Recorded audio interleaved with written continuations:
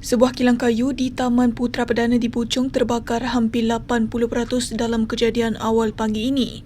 Penolong Pengarah Bahagian Operasi Jabatan Bomba dan Penyelamat JBPM Selangor, Ahmad Mukhlis Mokhtar berkata pihaknya menerima panggilan kecemasan berhubung kebakaran itu pada jam 2.05 pagi.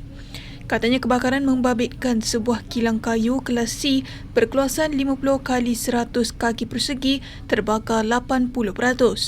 Tamannya operasi terkawal dan api berjaya dipadamkan pada jam 5 pagi dan tiada mangsa yang terbabit.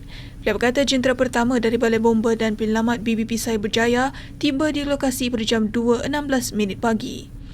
Menurutnya, operasi turut dibantu anggota dari BBP Dengkil, BBP Puchong dan BBP Seri Kembangan membabitkan kekuatan keseluruhan 28 anggota.